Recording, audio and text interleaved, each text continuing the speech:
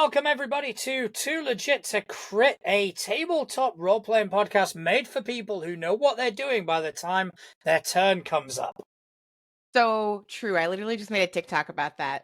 That is one of my biggest pet peeves. And to be fair, people always come back with, "Well, something could change at the last second and throw off what you were planning." I'm like, no, because by the end of that person's turn, even the person right before you, the end of their turn, you should have an idea, at least an idea of what you want to do, or maybe a couple ideas. I don't know. It's a pet peeve. It's a problem. I mean, I never understood it. I mean, as I'm normally a GM, my turns when I'm an actual player, they happen so quickly because I've planned about 7 different things I can do by the time my turn's ended. So I'm just watching people when it comes up. It's like, okay, I do this. I'm done. And then it'll get to someone else and be like, okay, so I'm gonna start. Yeah, what's that spell I had? My favorite one is, it's my turn. Put your phone down. Play the game. Yeah. I mean, yeah. I don't know what it is. It's just some people, they don't. In anger mode today. Like rage. I'm in anger mode. I woke up in anger mode.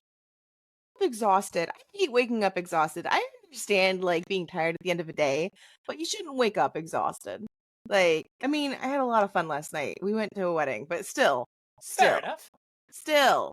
Yeah, today it's just, I've got no patience whatsoever. No. If I were running today, I'd be like, just hurry the fuck up. I am running today. So here's the problem. I'm running today. I forgot that I was running today until last night. And I'm just like, oh, okay, so I'm going to go to this wedding, then Cheesecake Factory, because who doesn't pass up, or who passes up Cheesecake Factory when it's on the way home? Do y'all have those over there? I don't think so. They're not commonplace. If there are some, they'd be like in London. I think I need to investigate whether Cheesecake Factory. You need to look that up, because went there, did that. It's just a vibe. It's an experience. I'm not even going to say they have the greatest cheesecake, to be honest, because I like one better. But no, I love their food. I love the vibes. But then, we were getting ready for the wedding. God was like, you remember we have inmates tomorrow, right? I'm like, oh, yeah. And then he's like, and you're GMing tomorrow, right? I'm like, yeah. Thankfully, the entire story, I already know what's going to happen, but I was not, mentally prepared. I'm like, oh, shit, I got to get my stuff together. So, it is what it is. It's fine. I don't believe the Cheesecake Factory has... It needs to be on your, Visit America bucket list. You got to go to the Cheesecake Factory. Sam just commented in the chat, Cheesecake Factories are a weird food fever dream. It's true. Because, Fair enough. I had some amazing, Southwestern food, but then they've got some great pasta. It's weird. It is weird, Sam. It's just so many options to pick from, and they're giant. So it's an experience. So apparently they've got some products which are available in the UK, but I don't think there's an actual... What products? Like cheesecake or cream cheese or cookies or...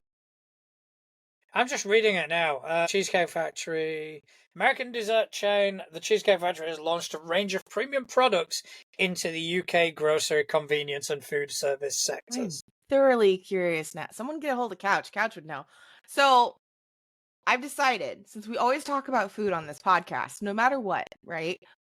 We need to change the name to I don't know, something involving food. Still Too Legit to Crit, but there needs to be food involved. I don't know. No. Yeah. You need to change the dice icon to maybe a piece of pie. Not happening. Or a waffle square, like our t-shirt. Not happening. I'm just saying. No. I'm just saying. No. We always end up talking about food because we just like food, but... We do. We'll do another podcast about food. I have taken bribes from players with food. I'm not ashamed to admit it. I had a player that's like, hey, if I bring cookies, can I get an extra inspiration point? I'm like, absolutely. No, I'm incorruptible. I'll take food. Well, of course you are. You can't corrupt the already corrupt. If I give you this, can I get an extra? No, you can fuck off. If it's food, that's the only thing. If it's food. Just because you had the gall to ask, I will tax you that food. That's funny. I'm a ruthless dictator when it comes to my table. And by the way, I just want to kind of add the fact that is a joke because I know what fucking Threads is like. What do you mean? Oh, I've never had anybody comment on anything we've said on the show. I remember that time Johnny went something like, "Oh, I figured out how to make Strahd invincible for 10 rounds." They fucking ate him. Yeah. Yeah. Well, I mean, then they had to deal with me. You're not wrong. You're not wrong. But okay, so you're a ruthless dictator at your table. Have you run anything this week? Did you run anything? I have not. I have not. Shame on you. It was my partner's birthday. So we went and did fancy things. We went to the top of not to the top. We went to the 35th floor of the Shard in London. Okay. For an afternoon tea. That's so goddamn British and adorable. Afternoon teas are banging. I'm sold on afternoon teas.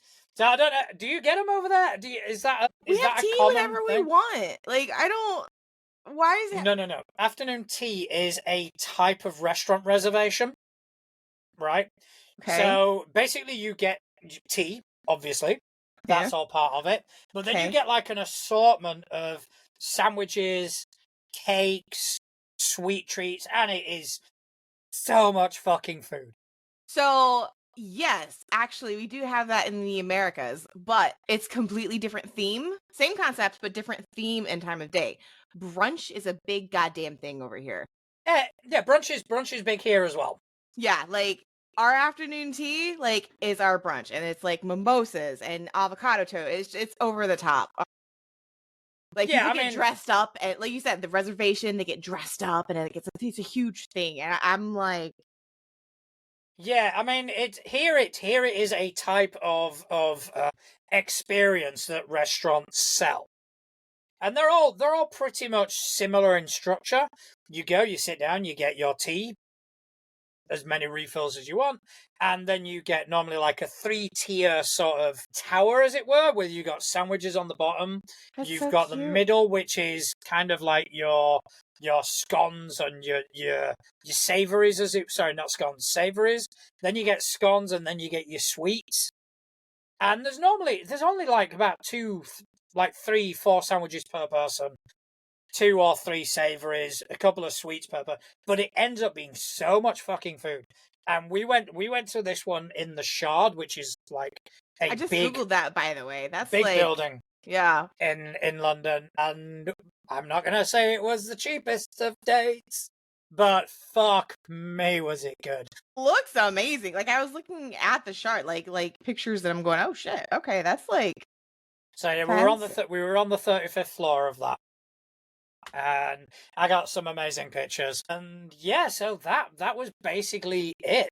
I feel like now we need to make a game like with afternoon tea mechanics. Possibly. I mean, there are games where you can play restaurant stuff.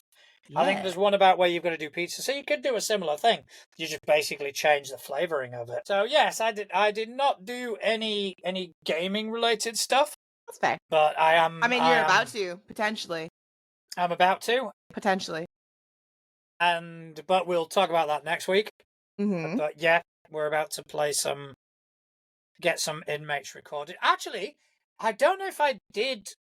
Yes, straight after we recorded last week, I went and met with Couch and the guys from Crossing the Nerdverse. Yeah, I was about to say, because you talked about that.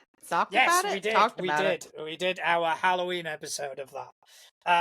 Fantastic. We've got it's Blades in the Dark. We're using those mechanics, but we've all got our own little weird and wonderful sort of setting, which is similar to Nightmare Before Christmas, where every sort of holiday town sort of thing. Love and we're kind of leaning into that. And it was a phenomenal time. It was a lot of fun. Both episodes are out, so if you want to check them out. Check out Blades in the Dark as a system. Watch me butcher it, and check out just the guys from Crossing are such a fucking fun bunch to play with. Yeah, check it out. I'll have to look at that. I'll have to watch that, because I have wanted to run a holiday themed game, but I really think I want to run a Mutants and Masterminds holiday themed game. Yeah, where the superheroes are actually powered via the holiday. Nice. Yeah, we'll see how that actually develops, but nice, that could work. It could be a disaster too, but it could work. We had our Halloween game and it was a surprise game. It was one shot. All we did was we requested a Halloween game and showed up. And it was spectacular. We didn't know what we were doing. We showed up. The minute game started, we were handed our character sheets and had a mini powwow with the GM, Connell, and found out on the spot who we were playing, what we were playing, what the goal was, what was happening. And it was fabulous. Dark Universe original monsters. So, like, a creature from the Black Lagoon, Okay, yeah. League of Extraordinary Gentlemen, that vibe. But it was it's modern day, and we were all either descendants of the original creatures or somehow had their powers through some other way. And we were being hunted, so it was time to hunt the hunters. And it was so hilarious. And John, because I know you love Supernatural, you'll appreciate the twist at the end. We're fighting these, like, basically assholes. It's a bunch of assholes. We're fighting them, and we're going monster mode. And it was, like, just smash and dash. And there were so many, like, hints to other, like, popular Halloween characters that were just it was fun. It was lighthearted and fun. And then all of a sudden, this, like, classic American rock music comes on, and Connell was using his phone, started playing song, and instantly me and one of the other players looked at each other and we knew where he was going with this, because he's like, yeah, and it's like the sports American car, It's old Mustang. It was a Mustang comes running Fair in enough. So he tweaked it because it wasn't the boys, it was the girls. It was two sisters. Interesting. Yeah. So, like, he, like, gender bent the whole thing, and it was fun. It was fucking hilarious. And it got to the point, me and one of my girls, Megan, she and I were driving home together, and she's like, that was so much fun. I'm like, I know, right? He's like, you think we could talk him into doing a Christmas one with the same character? So now we might have, like, a holiday, like, one shot continuous game somehow. Yeah. I don't know. Yeah, I mean, that's basically what we've been doing with Crossing the Nerdverse. We started last Christmas, we did a Valentine's one, and then obviously we did it was more like Valentine's, Easter sort of thing. Like a spring equinox.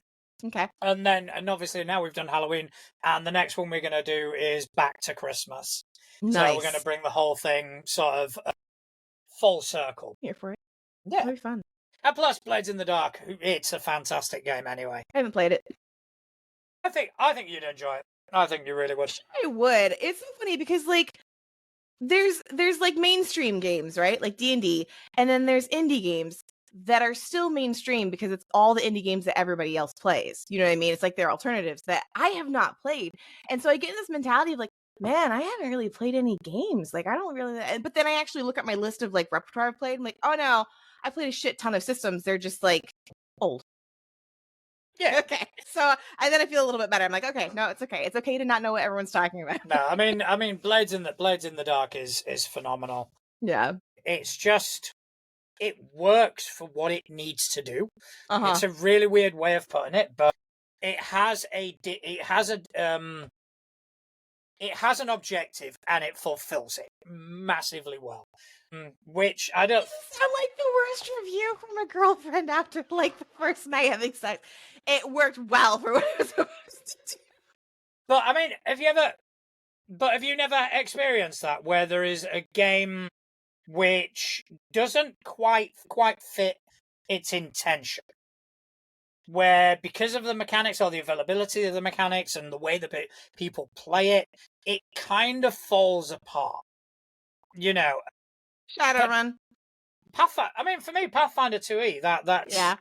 It does what it does really well, but at the same time, yeah, it kind of fails on the let's make it narrative, let's make it, and it does require a lot of extra work from the GM and from the players. No, Whereas fair. Blades in the Dark, you can rely purely on the system and get that experience, get the intended experience without the extra legwork. And I think you have to play it to kind of understand that concept. Yeah. What Blades in the Dark came from something. Like, every game comes from something originally. What was that, like, the shoot off from? Very loosely. It's taken a couple of cues from Powered by the Apocalypse. Oh, okay. All right. But I was like, because I remember having that conversation, I think, on Threads or reading it somewhere. Like, not that it was bad or anything. It's just, like I said, every game comes from somewhere. Unless, it's some batshit crazy acid. Oh my god, the Monsters game. Oh fuck. Yeah. One of our dear friends who did the the Street Wolves game that I desperately want to talk to. He's coming out with a game that he's created where it's monster truckers trying to survive like futuristic apocalyptic wastelands, basically. Are you talking about the person that's going to be on the show on the 10th of November? Probably, yeah. Yeah, I like Yes. I've been waiting. I've been waiting. Yeah, I've been desperate. I'm so excited. Yeah, I've been emailing back and forth with Paul. He's fantastic. And it's most likely going to be the 10th of November. When he comes on, he's going to talk to us about Street Wolves, and he's going to talk to us about his new game. Street Wolves is cool. Like I've been like keeping my eye on Street Wolves with this monster truck one. Like it's my jam. It's my jam. I'm excited. I'm so ready for it. But yeah. So I mean, Sorry, I just saw in the chat. Connell's buddy Tanner is running his first Delta Green game right now. What would your advice be for someone running their very first Delta Green game? I'm curious. Ooh. Yeah. Don't over prep. Ooh. Don't over prep. Be reactive. Wait for the players to tell you what they're doing and bounce back with that. Don't try and steer your players in a direction, because the freedom of choice lends to the atmosphere really well. Mm-hmm. Whereas if you're trying to run a horror game and you're trying to kind of guide the players in a direction, it takes away that fear element. Whereas if a player goes, "This is the choice I made and this is happening to me," it's horrifying. So yeah, let the players fuck around. Have an idea. Make sure he knows that. I was in this one person's game once. I was in a Pathfinder game, and that was an experience. So that's good advice, though. That's good advice. It's good advice for any game, for the most part, to be honest. I don't know. I think there are games where there has to be some guidance. Yeah. I think there are games. I mean, don't get me wrong, Delta Green, there has to be some guidance, because not everybody you're playing with is a detective. Not everybody you're playing with knows how to do like the procedural sort of things. So you have to kind of you have to like feed that as well. Just to kind of go, bear in mind your character's an FBI agent. They would think to possibly check this. They would possibly, at least facilitate. But in terms of what the players do, let them go mad. Let them go wild. Let them go down and out. You can always bring them back. And I think I drove Craig nuts with that, because Craig was like, "Tell me what you want to do." I'm like, "No." He's like, "Tell me what you want to do." I'm like, "No," because it wasn't time. Like, Atlas knew what she wanted to do, but in character, it's like, that wouldn't make sense, and we'd be so broken and cheating. I'm not going to do that. So it's like, what? Yeah, Delta Green is, again, it's that and Blades in the Dark, my two favorite systems, hands down. I haven't yet found anything that compares. Mm-hmm. And they're both cater in two very different directions. Cool. It's very cool. I don't know if I have a favorite system. I have a favorite like dice mechanic, but I don't know if I have a favorite system. I don't want to say Mutants and Masterminds. I don't want to, because I don't want that to be the only game that I ever talk about. It is the one I played the most. So I think that I do lean towards like, that's my comfort game. I don't know if I'd say it's my favorite system of all time, but it's definitely my comfort game, which I think may sound the same, but I think they're two very different things depending on thin line. I mean, a system and a game, you've got to kind of separate those two sort of aspects, because I've fallen out of love of Pathfinder 2nd Edition, but Mistress Winter is wanting to run a Pathfinder 2nd Edition game, and I got the invite. I'm like, fuck yeah. Yeah. Well, I don't like the system, but the game is separate. We've talked about this before, and Connell said it too a couple of times when he's been on not only stream, but like in his comments and stuff. Like, the game that you sign up for is usually, yes, obviously the system has something to do with it. Like, no one's going to play a game that they hate the system in.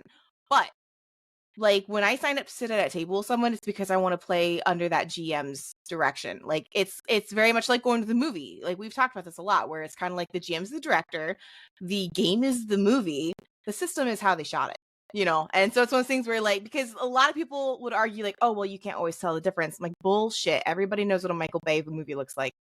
It's one of those things where it's kind of like, he uses certain shots that everybody can technique. But anyway, the point is, like, yeah, like, if you enjoy the table, if you enjoy the GM, like, the game can be separate from the system. I mean, yeah, there are systems that I'm not a massive fan of. There are systems that I don't. But for particular GMs, yeah, 100%. Mm-hmm. You know, if it's someone I want to play with, and it's someone who I know provides a good game. Yeah. I mean, I'm going to be honest. Fabula Ultima isn't one of my favorite systems. But Couch is such a good GM with it. Like, I don't play Fabula Ultima for Fabula Ultima. No, Couch sells it. I play it for Couch. And to be fair, I don't think I'd play Mutants and Masterminds for Mutants and Masterminds. I play it because Connell's GMing. Yeah, I have played Mutants and Masterminds with other GMs. It is not the same. Not to say it's bad. It's not the same. So again, I think that like different GMs can attach themselves to different systems and create a game that you can't experience with the same system in a different GM. And I think that that's kind of part of the magic of the game and like our hobby is that it's kind of like, yes, everybody can read this Strahd. Okay. I have seen so many people read the Curse of Strahd, translate it different, run it different. Like it's one of those things where it's kind of like what people take away from that is so cool but that's my point is literally any GM can read something the same and take something completely separate away from it. And I love that about this hobby because it is like, I love certain systems and games under one GM, not under a different one, and vice versa. Like there's some games and systems that I'm like, I would never, ever play that. Like Connell just said in chat, but if certain GMs did it, I'd be like, I'm here for that. Absolutely. Yeah. Like, yeah. You know, I mean, as much as I dislike D&D, I wouldn't be against playing it for the right person. Yeah. You know, if the right person went, look, I'm throwing together a D&D game. Do you want in? If I like the table that I'm going to be sitting down with, if I like the person that's going to be running it, it's like, yeah, fuck it. I'll roll up a character and we'll see what we got. Speaking of tables, I love tables. Like, I know it sounds weird. As in, are we now talking about the physical manifestations of the table? table? From food to furniture. No, like I love table dynamics, team dynamics. Like I know it is super popular to play with the same circle of people over and over again. Because it's comfortable, you enjoy playing with each other. But like every now and then there's this spark of gold where it's like you get this completely random group of people that have never talked to each other, never seen each other, and it's just like, what just happened? And it's brilliant. And I love it. And I need more of that in my life. Like, it's very refreshing. Like, it's good. It's very good. Stefan just came into the chat. Sorry. ADD moment. No worries. I'm just gonna... We were just talking about GMs. So, Stefan is the perfect example of that, too. Like, Covenant Crucible, I don't know if I could have the attention span for that game. Like, if Connell ran it. No offense, Connell. But, like, Stefan runs it beautifully. I mean, granted, I would hope so. It's literally his system. But, yeah. Yeah, I need some more Covenant Crucible in my life. Yeah, we're supposed to schedule it. I got scheduled out the rest of the year on my Discord channel. We're gonna have, I think, 2-3 more games for the rest of the year, and then it's a break. So, I just need to respond to Stefan. I don't know what guns you're talking about, Stefan. I don't own any. Guns out, guns out. I'm not a card-carrying member of the NRA. Also, there's no sun over there. There isn't any sun. No, John is darkness. I am darkness. He's the night. I almost bought a phone case that had the original Batman movie logo on it. It looked like a VHS tape. Nice. Okay. I almost got it. I was like, but it's not worth $40. I'm sorry. Like in this economy. A phone.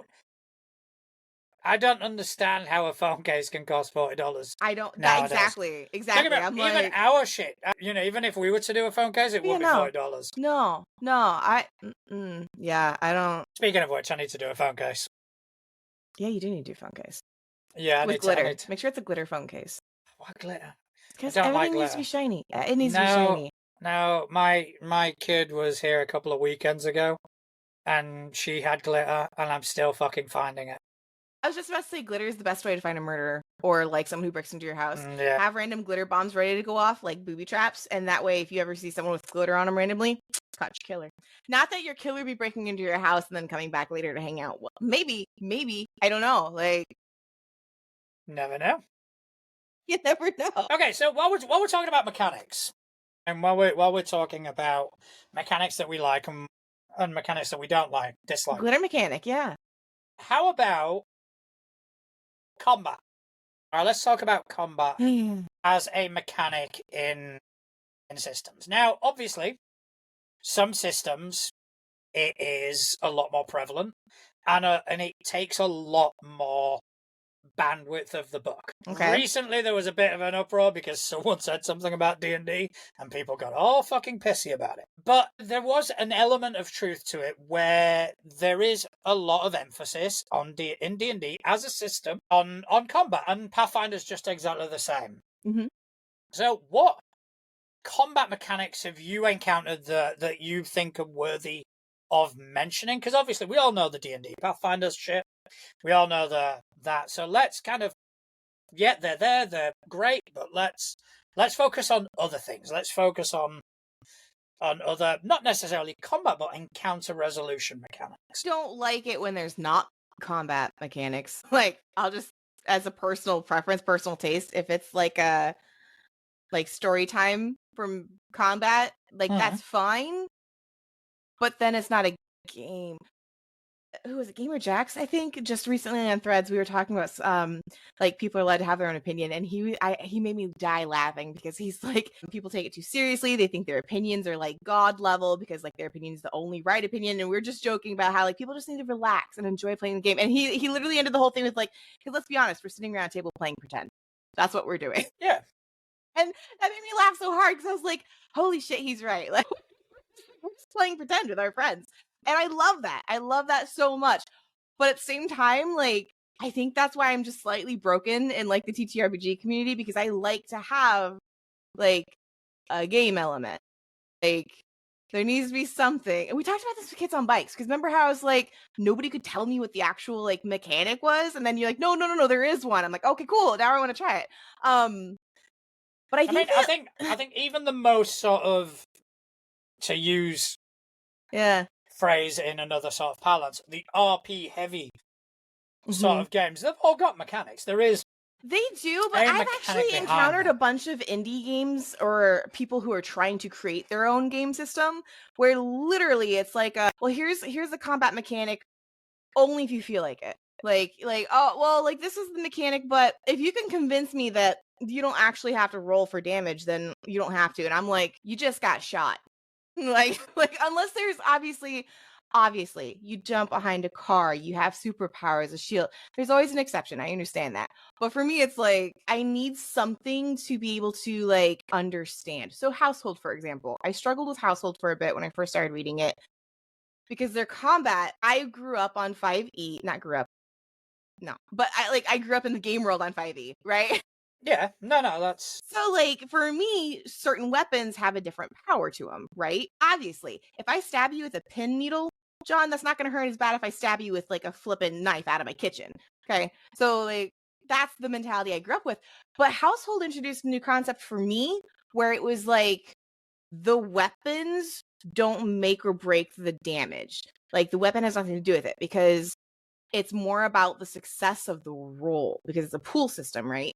So it's one of those things where you can make a basic, a critical, an impossible. Different levels of successes will create, therefore, a different amount of stress to the other character. And it's really based on you and your skills and talents based off the other person's skills and talents. So I like that, and I didn't realize I liked it because for me, you have someone untrained pick up a sword, they're not going to make the same amount of damage as a swordsman who picks up a sword. Like, yeah, obviously they can put the pointy end in the other guy, but I was kind of like, okay.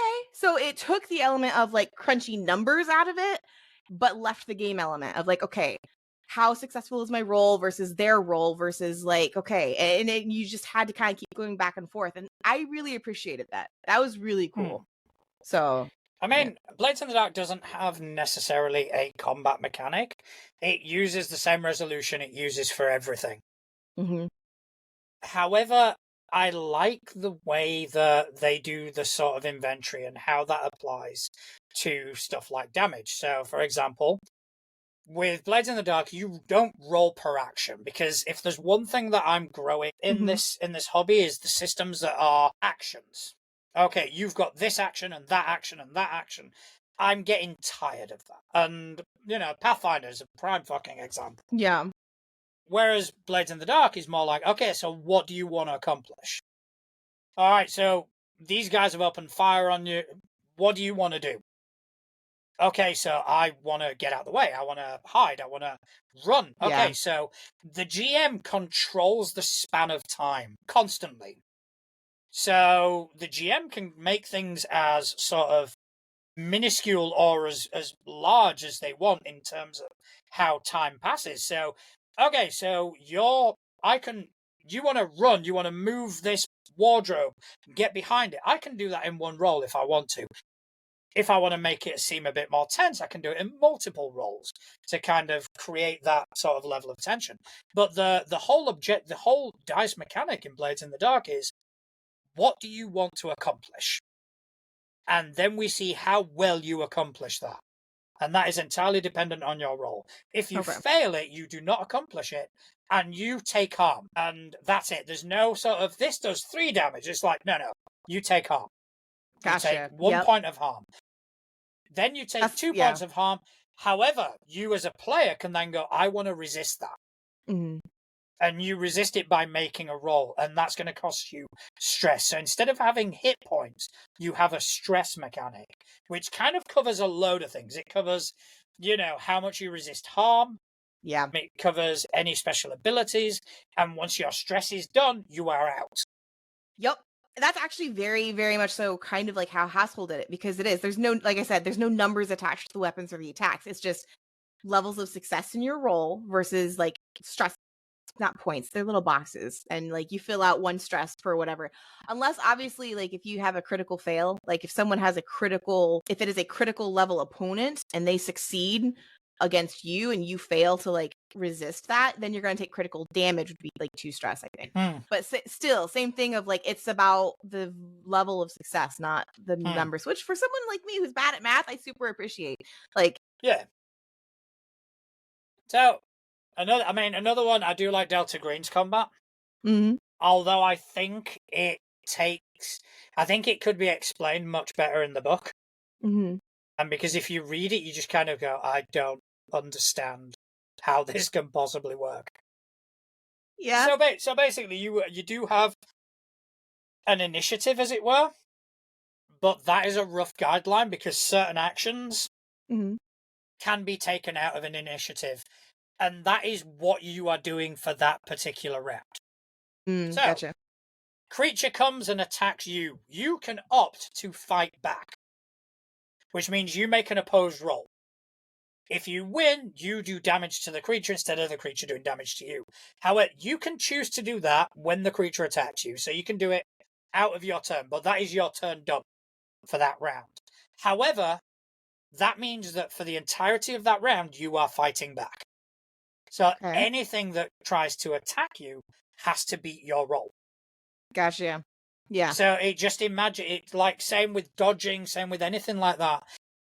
It takes you out of the initiative, as it were, but for a limited amount of time because that's what you're doing.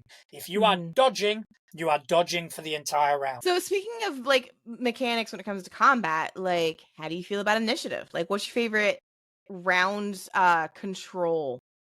We'll say crowd control round management. To be honest, in terms of the traditional initiative methods, I like Monte Cook's Cypher system, where it's basically either you go first or I go first. Gotcha. Yeah. Either the players or the GM goes first. Yeah. I experienced that for the first time actually with Couch and Fabula. And as a player, and this is not because of Fabula and this is not because of Couch, me, like I hated that. I hated the concept of like, can I go first? Can I like, I don't know. That really like bothered me on like I think I need to go to therapy level. There's actually nothing wrong with it. And that's the thing is that Household is like that, where it's like, okay, the GM's turn and then the player's turn, and the players get to decide who goes first. There's really no initiative in a classic term. As a GM running it, totally smooth. The players loved it. It was fine. There was no hangups. But as a player, I don't know why, but I'm like, I will never go first. I will never. Even if I have an amazing plan, I will never go first because it's like for me, it feels so uncomfortable stepping in front of another player being like, "Hey, can I do this?" Like, which I know is fine and healthy, and people should feel like they can do that. But like, there's something very broken in me that I'm like, I'll just wait. I mean, I do like that aspect of Fabula because Fabula is built in the similar vein to like D&D and Pathfinder, where like system mastery equals success. You know, the better you are at the system, the more chances you are of succeeding, and that transfers to the initiative in Fabula, where it's like, okay, we're a team. Yep. We have to think about this as a team. Right, so you are guarding that person. So if you go last, that means this entire turn that person is being guarded. And you think about it, you discuss it as a team. Right, if I go first, I can heal you. Okay, cool, you go first. And you work at it as a team. And it does translate to when you're playing Final Fantasy VII or whatever, where you can plan out your turns by, no, I think Aeris should go last because she's a healer, so they can take up a round of damage and then she can, and you kind of work on it and you kind of work together to come up with the best sort of tactic, as it were. So I do enjoy that. I think it works. Yeah. Not necessarily. I think there has to be a suspension of disbelief. Yeah, but it does work really well. Well, and again, like as a GM, I loved it. I loved running a game with that kind of. I don't want to call it initiative, but I don't know what else to call it. No, and that's not the only game too. Craig's game, Shadowlight and Persona, same concept, where it's kind of like it wasn't necessarily like our turn, his turn, but it kind of was. And he kind of like, he kept track of just, okay, we're going to go in this order. I think I have control issues. I think that's what it comes down to. Cause I was like, I don't want to overstep. I don't want to understep. I'm just going to, I don't know. It's weird. I'm a weird duck. Today I've been looking at the One Ring combat mechanic. Yeah. I'm a fan. Yeah. I'm a fan. Wait, so they're like the original One Ring, right? Like not. Never mind. Dumb question. Yep. Okay, so the way it works is it goes by round. So every round you choose your stance, right? Your stance can be forward, which means you are attacking. It can be open, which means it's a balance, or it can be I don't know what the word they use is, but it can be basically meaning a defensive stance. Oh. That will affect your ability to hit and your ability to soak damage. I remember reading that. Yeah. And I think I was reading that and just kind of going, I fucking love that. Yeah. You know, so if you're attacking, it means that you're going to be able to hit easier, but you're also going to be hit a lot easier. Yeah. And I think it works really well. Never understood that in games. This is a slight side tangent, but like I was playing a Mutants and Masterminds game with another player. Like I was playing, they were playing different, whatever. And literally, he goes to grapple this guy, like an NPC. I don't know how many times the GM could have possibly said, like, hey, this is stupid, you're gonna die. But it was like he thought that grappling this super strong, like super powered bad guy was not going to affect him. And I'm like, if you are that close to somebody while attacking them, there are going to be repercussions. And it went like 3 of this guy's rounds of the GM trying to like hint lightly of like, hey, in character hint at like, hey, dude, this is a bad idea, before he finally like dropped massacre, horrible like repercussions. And then the player got upset. He's like, well, how is that even possible? I'm like, have you met real life? Like, it's just, if you're gonna attack something, you are kind of sort of like setting yourself up for, okay, fair game. But anyways, side tangent. But no, I love the One Rings mechanics. It's so good. So good. Yeah, I mean that's definitely on my to-do list. Yeah. Oh yeah. I think it's because I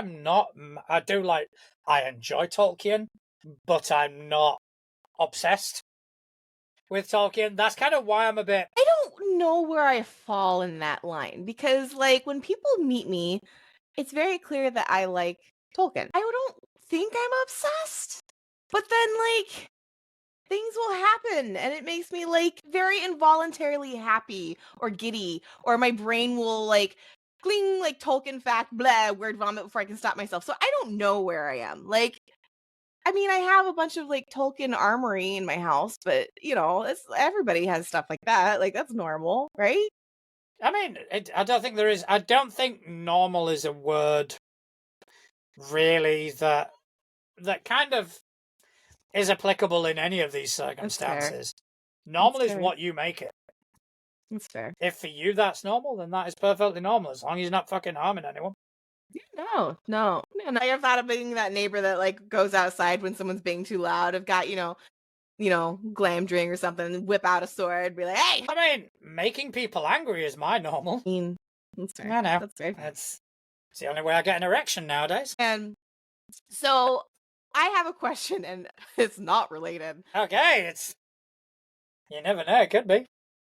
We've talked about this slightly on show, okay? Slightly, but I kind of want to dive a little deeper into it. Like, we've talked about what types of characters we tend to play towards.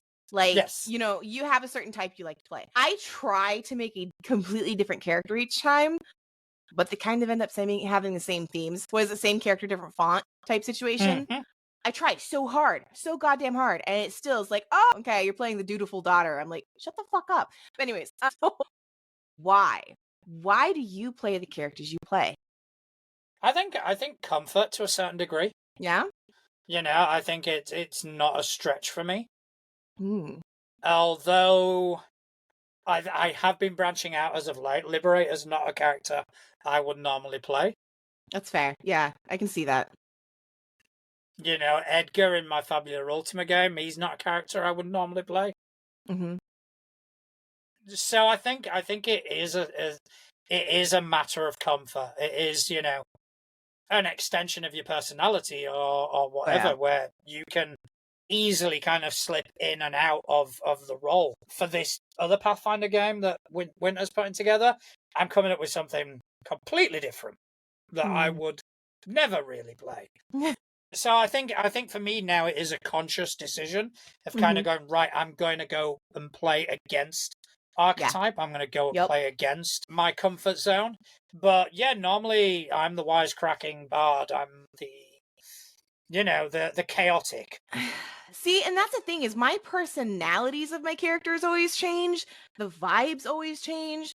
But the core value to that character somehow always stays the same. And it's almost like I always play the protector. And I don't know why that fucking happens because I'm a youngest child, right? That's not typically what happens with but I also had a very strange experience growing up. So I do not fit the realm of whatever stereotypical whatever. But that being said, like I'm playing a robot, right? Basically think Iron Giant, but like slightly smaller. I think she's like almost 7 foot with a lightsaber. Yeah. But she's a guardian to the princess. And then we're finding out that her entire race, which doesn't exist anymore, was some cleric type robot. And I'm like, I'm so for it. That's so cool. But then like at the same time, I'm like, literally every character I play has some sort of guardian aspect to it. And I don't know why this keeps happening because I don't do it on purpose. Like I am very much so like, okay, Halo. I'm going to play this like introverted kind of like angsty teenager vibe young woman that's got this like whatever. But it's still got this like she's hella protective over the people that she thinks like needs protection. And it's annoying. It's super annoying because I will try. Like you said, I will actively try. Like, okay, I'm going to play a different character. Still the guardian. I'm like, stop it. I need to play some asshole and get it out of my system. I don't know. I think it is just, to be fair, I think it's practice. God. Because I think aspects of my personality always do kind of seep back in. Even though I'm trying to play against type, my personality will always kind of seep through, and it's seeped through with Edgar. Liberator still hasn't. With Liberator, there is still. I've still got a determined way I'm playing him. Yeah. And so far, I haven't stepped out of that. Yeah. And then who else? Who else have I got? I had the character out of Craig's Shadowlight and Persona game. Yeah. Mm-hmm. Yeah. That was very different. That was weird. That was so hard to play at that table with you, John. I didn't know what to do with you. I was like, I don't know what to do with quiet, like polite John. Like what do I do with this? That's it. And it was, that was massively different because it was like, Why? Just That's not part of the game understanding too. the kind of the humor aspect and just kind of not getting roped Yeah. into that. No. And even That though was my so mind's weird. kind of going, this would be so fucking funny to say right now, Right? but I'm just kind of going, okay. Okay, Just so trying to. there's one character that I was able to break my whatever you want to call it. And it's kind of like you said. So I was playing an alien, and she was the equivalent of if a shark and Spock made an alien baby together that was meant to be a serial killer, but was a doctor. Just, I know that's Okay. weird, but like, No, I can. I couldn't smile. Like, I spent the entire like hour before game training myself to not smile because obviously, like, I'm a smiley person. You can watch any game that I'm in and I'll be in character and then I'll break it so hard and fast laughing. Like, I'm a very joyous bound person. It was so hard to play her that after game, I had to like, I don't say cleanse myself, but I did have to like break like some sort of like ritualistic kind of like, okay, we're gonna tell a joke after every game. Okay, we're gonna like, because it was weird and it was hard. Like, I actually got into a couple of like arguments in and out of character in game because I was trying so hard to like stay in that mindset. That was hard. Like, that almost wasn't even a game at that point. That was a mental exercise. Like, it's hard. But they're not. Those two things aren't mutually exclusive. It's true. They That's are very mental true. exercises, especially. I mean, 9 out of 10 people who play these games aren't trained actors. Yes, there are people who are. There are people with Yeah, but stage 9 out of experience that 10. bring in that bring it to the table, and that's fine. But at the same time, for us, this is a learning experience as well. Yeah. Yeah, I actually was on TikTok and someone was like, "Oh yeah, no, the people in this hobby, like, we have the upper hand because we're all theater kids." I'm like, "Not No, all you're of not. us." I was like, "Stop it. Stop speaking for the entirety of the hobby, okay?"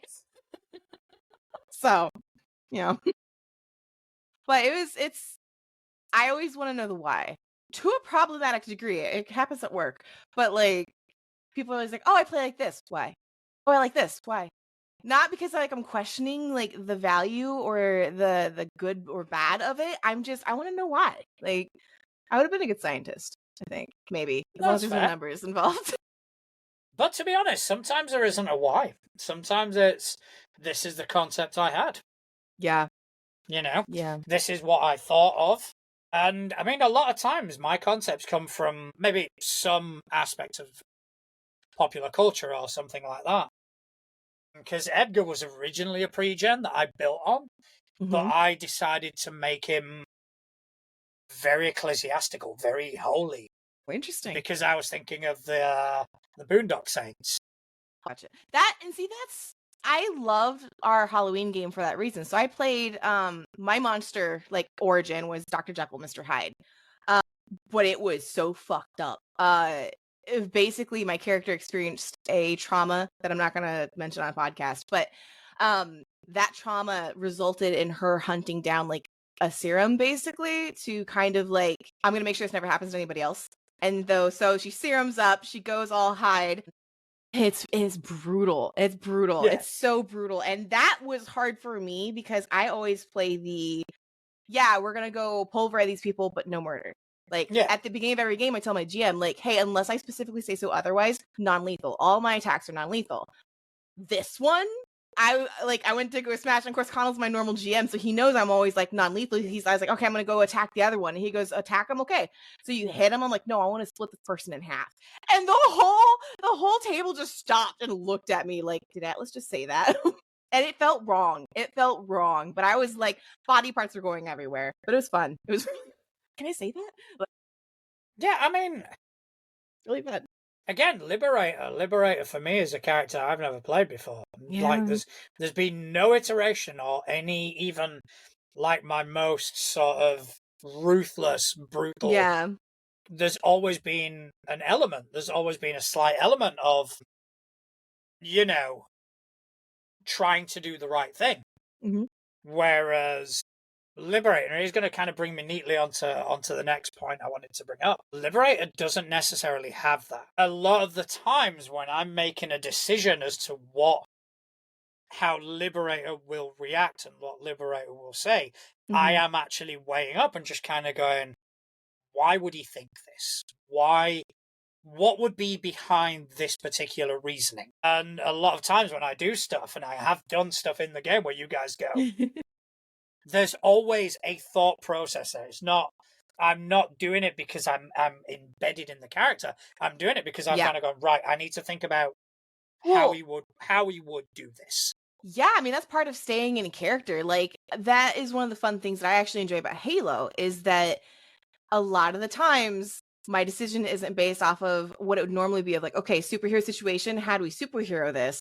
It's literally she is out to protect herself because she's not supposed to be there. Like, how do I get the fuck out of this situation? Now, what's been fun though is like as character development happens, watching that mentality change slightly.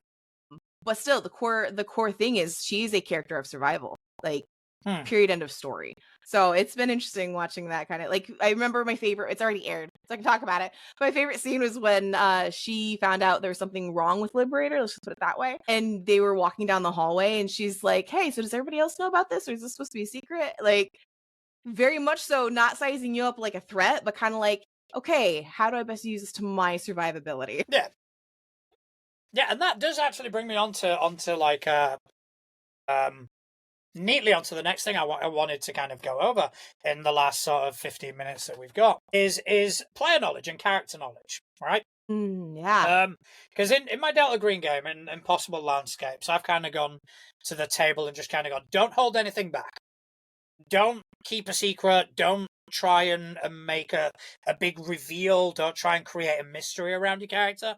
Chances are they're not going to fucking survive. So if there's a story you want to tell it. You know, Yeah. and so how do you feel about that? Because obviously Liberator does have secrets. Yeah. There are things that only Connell and I know. So how would you feel as a player? Would you feel more comfortable, or would you enjoy the game more, should I say, knowing what the secret is so you can be part of that narrative and you can watch that narrative unfold with all the information? No. Or do you want to just kind of be fed it sort of piecemeal, as it were? I have to think about that one. We actually think this was a pretty hot debate on Threads a while ago. One of Connell's GM thoughts of the day. But like, I know that's a hot topic for a lot of people, where it's like there's no secrets at the table because it's so toxic and damaging. And like, not if you have a healthy GM and player dynamic. If you have a healthy table, it's not a problem. I've played in several games where there are secrets like that. I don't want to know.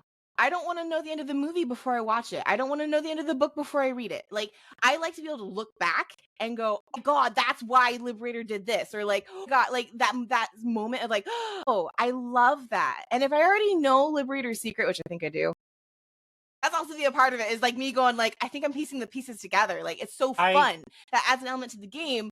But like, I guarantee you don't. I don't know, man. I think I'm onto you.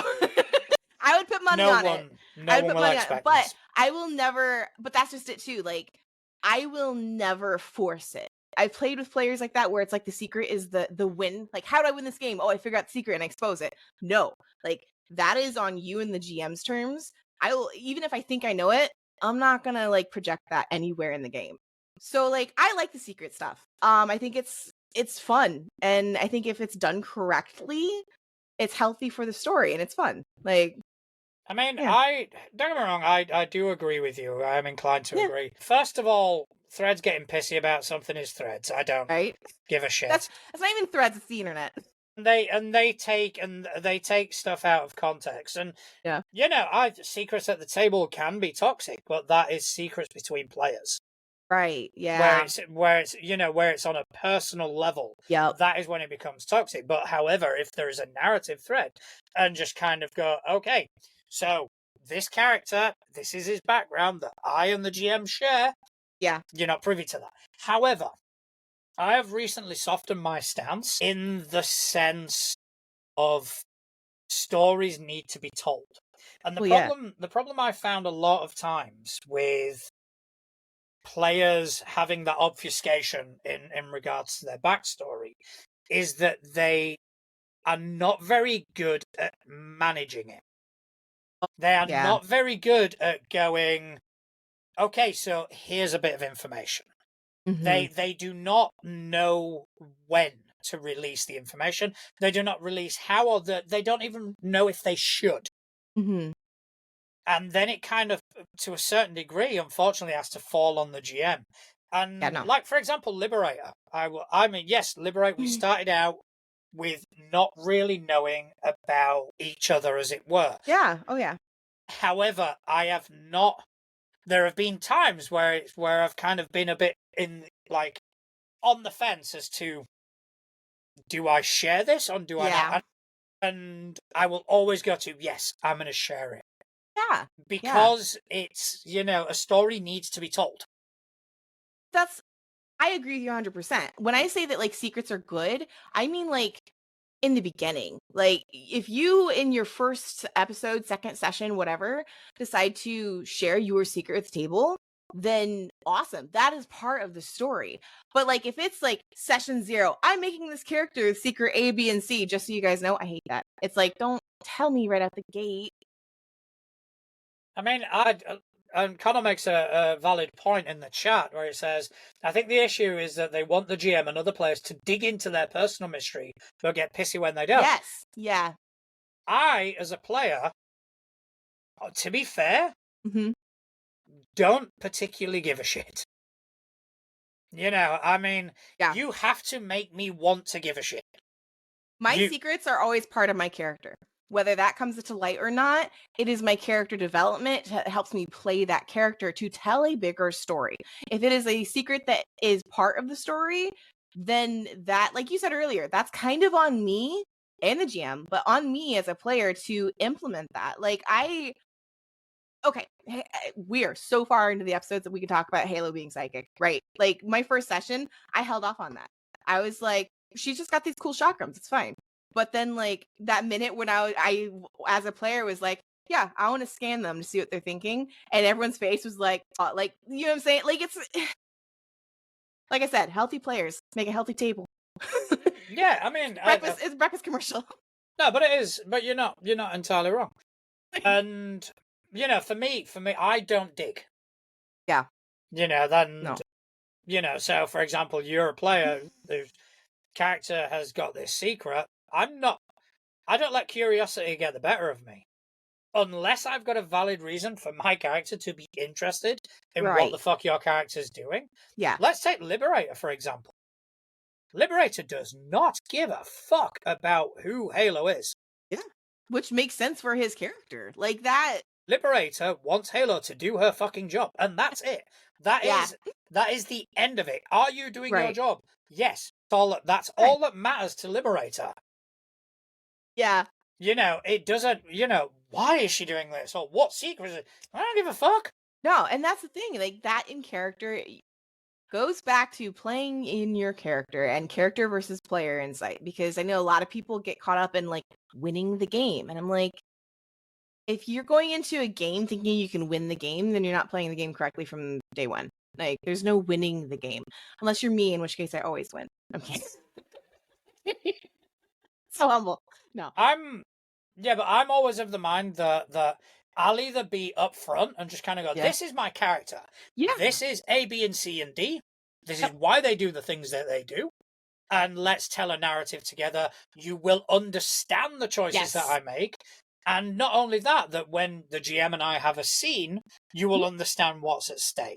Yeah. If that's not the case, if I am at a table, then I'm going to make sure that I will give you that information. And I think at that point, it's not even a secret. Like what you just described is not a secret. That is a storytelling tool, Yeah. Like, yeah.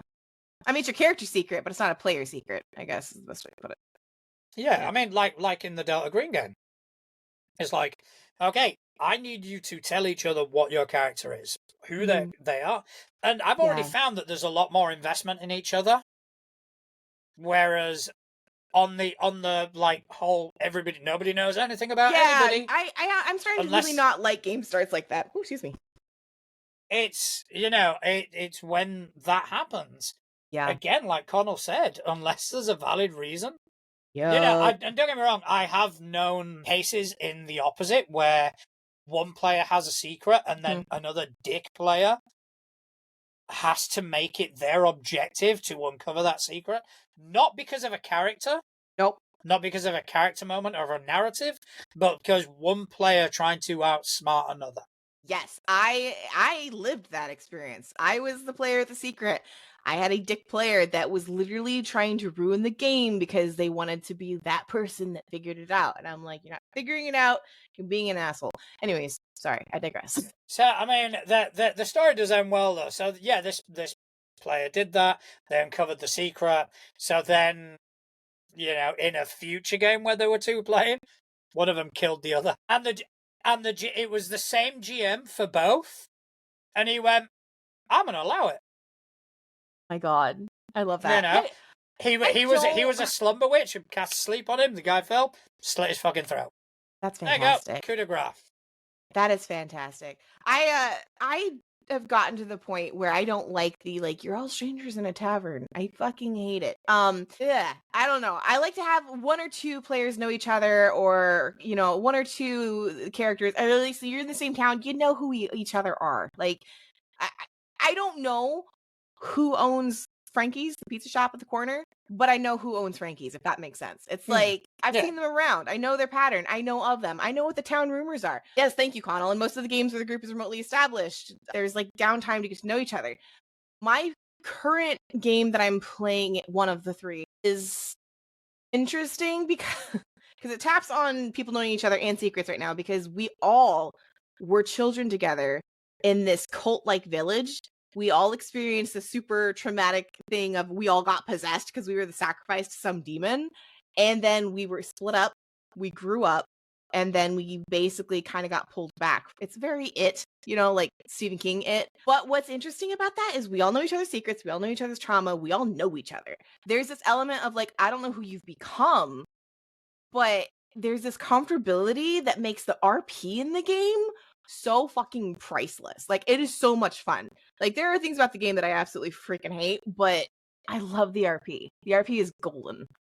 A lot of games that I've been experiencing as of late do actually have that connection mechanic in them. Yeah. And I think it helps make a much richer experience. Agaheart has one. What is it? What did I play? Kids on Bikes, Monster Hearts, all these games. It's okay, pick a character. Here's a list of themes. Pick one and flesh that out. And I think it is a really cool sort of mechanic. And I will, maybe in future games, I will implement something similar. Yeah, maybe. But I do believe that's pretty much all we've got time for tonight. My gosh, I didn't miss what time it was.